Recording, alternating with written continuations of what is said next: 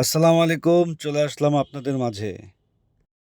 Oh my God. আমাদের সেই খালা লেটকা খিচুড়ি খালা আজকে আমাদের জন্য ইফতারি করেছে নুডলস। সামনে আছেন আমার মামা। প্রথমে দেখে আমার মামা খুব মন খারাপ করছে, বুঝতে পারে না যে আসলে এটা কেমন হবে খাবারটা। তারপরে সে দেখতেছে, বাড়তেছে, প্রত্যেকটা প্লেটে প্লেটে দেখতেছে, হাসি দিতেছে। আসলে খাবারটা মনে হয় অনেক মজাই হবে।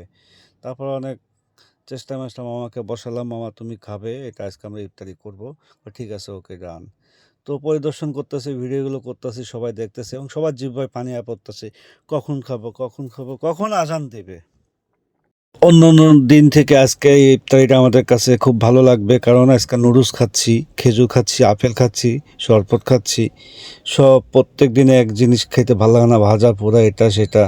তো আজকে একটু ব্যতিক্রম করা হয়েছে, আমাদের সে লেটকা খালা খিচুড়ি আজকে আমাদের জন্য খুব ভালো একটা আইটেম করেছে।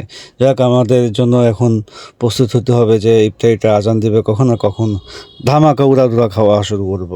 তো ইনশাল্লাহ এখন আমরা প্রস্তুত হয়ে গেছি, এখন একটু পর আজান দিবে। যাক, আমরা খেজুর খাওয়া শুরু করব।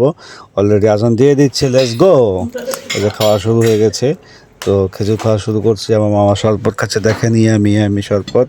মামা খুব খুশি, মামা হ্যাপি খুশি, হ্যাপি খুশি মামা, লই। তো মামাটা আসলে খুবই পাগলামো করে। তো হলো অবস্থা, মামা খাচ্ছে, মামা এখন অথবা সেই স্বাদ। অস্থির অস্থির। আসলে অস্থির জিনিসকে অস্থিরই বলতে হবে। হ্যাঁ, ওই কিরে, নুডলস, খালি স্বাদ, কথা বুঝছেন? তো হলো আমার অবস্থা। যাক, সবাই দেখতেছে এবং খাচ্ছে। মামা খুব অস্থিরভাবে খাচ্ছে। ওয়া মামা তো মনে নুডলস সুতার মতন করে খাচ্ছে। আমি আবার টান দিলাম, দোস্ত দে বেটা দে।